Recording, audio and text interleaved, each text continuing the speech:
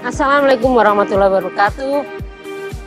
Kami anggota MDMC LPP Bantul mau mewawancarai dengan Dr. Eni selaku dokter LPP masalah COVID-19 yang sedang merebak di dunia, Indonesia ya khususnya. Bu Dokter Eni. Iya, Mbak Yani. Mau nanya? Iya, gimana? Sekarang masalah COVID ini merebak di masyarakat. Ya. Mereka pada ketakutan. Iya. Terus mereka itu belum tahu apa yang dimaksud dengan OTG, ODP, dan PDP. Oh iya. Iya. Ya, baik. Jadi gini Mbak Yani. Sekarang memang lagi ada wabah COVID-19 ini ya. Jadi itu dikategorikan beberapa istilah ya. Jadi yang pertama itu adalah OTG. Ya. Jadi OTG ini atau orang tanpa gejala. Ya. Jadi dia itu tidak ada gejala apapun, baik itu demam, pilek dan sebagainya. Ya. Tetapi dia ada riwayat kontak dengan seseorang yang sudah positif COVID seperti itu. Yeah. Kemudian kalau untuk ODP itu adalah orang dalam pemantauan. Jadi orang dalam pemantauan ini adalah orang-orang yang pernah berada di wilayah terjangkit, baik itu dari luar negeri, transmisi lokal dan sebagainya, atau memang dia sudah kontak dengan seseorang yang confirm COVID, tapi dia hanya gejala ya mungkin demam aja atau mungkin ada gejala pernapasan yang ringan seperti itu. Nah kemudian kalau PDP itu hampir sama ya dengan ODP, cuman dia nanti ada gejalanya itu lebih banyak lagi. Jadi mungkin ada demam, ada batuk, ada nyeri tenggorokan, dan mungkin kayak kelelahan kalau kita sedang flu seperti itu. Nah ini nanti ada yang ringan, ada yang sedang, ada yang berat. Jadi kalau yang ringan itu dia bisa isolasi di rumah. Kemudian kalau yang sedang itu sebaiknya memang dirawat di rumah sakit darurat. Jadi yang dengan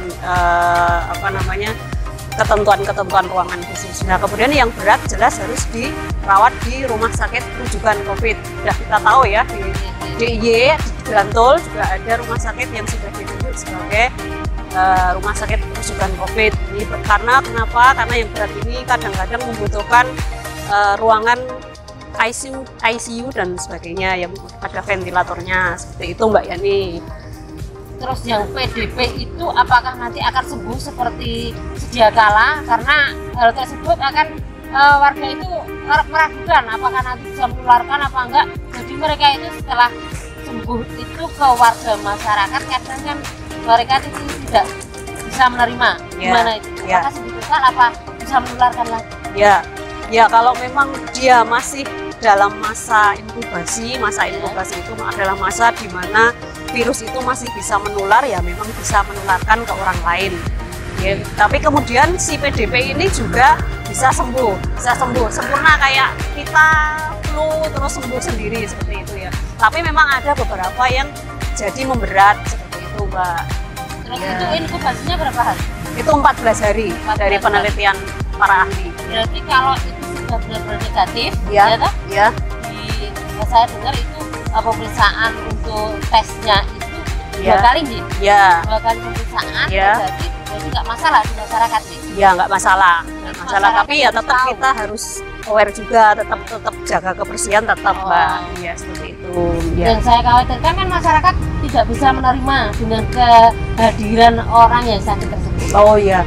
Ya sebaiknya tetap diterima karena itu bukan aib ya Mbak ya. Tetap namanya siapa sih yang sakit, kita nggak mau, semua orang nggak mau ada yang sakit seperti itu. Nah kalau sudah seperti itu, sudah sembuh ya diterima kembali di masyarakat, nggak apa-apa. Bahkan yang sakit berat tuh kalau ternyata sembuh ya tetap kita terima dengan apa adanya sebagai manusia seperti itu Mbak Yani. Terus yang masalah lagi itu masalah pemakaman itu entah itu COVID positif atau negatif, tapi dalam rangka pelaksanaan ya di PDP akhirnya meninggal.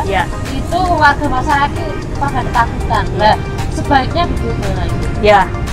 Jadi untuk jenazah pasien yang PDP maupun sudah confirm atau positif COVID itu memang dari rumah sakit sudah dibuat sedemikian rupa untuk menjaga agar tidak ada kontaminasi. Sudah dilakukan desinfeksi, dibuat berlapis, dilapis plastik, kantong plastik dan sebagainya.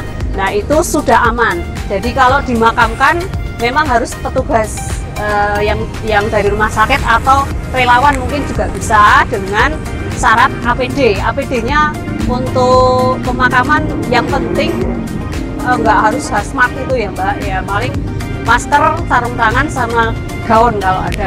Kalau orang-orang di ruang operasi itu seperti itu sudah cukup. Dan kalau memang mau menghadiri ya agak jauh saja seperti itu. Jenazahnya tidak akan menular ya, karena sudah dikubur nggak bakalan menular ya kalau sudah dikubur. Jadi kalau ada yang menolak seperti itu sebaiknya tidak ditolak gitu, maksudnya jangan ditolak, karena itu juga penghormatan kita kepada jenazah ya sebagai orang muslim seperti itu.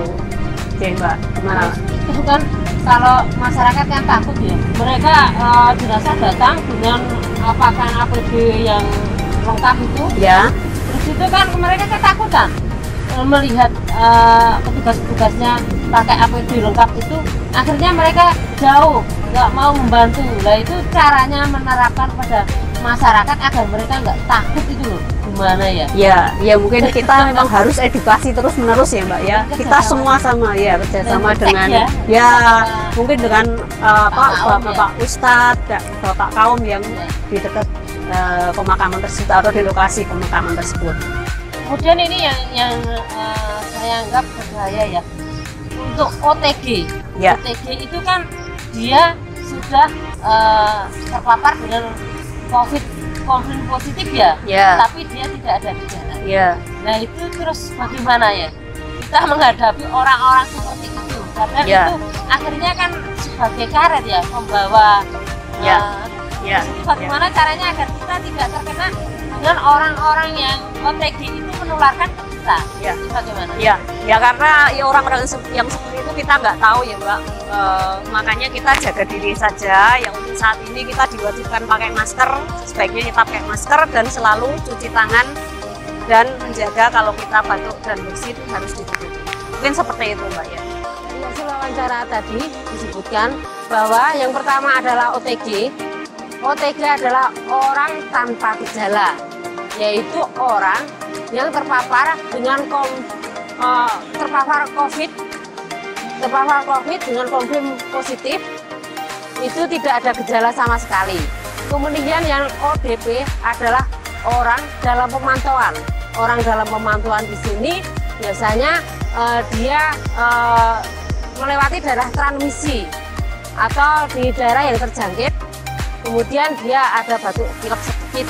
Kemudian yang PDP adalah pasien dalam pengawasan.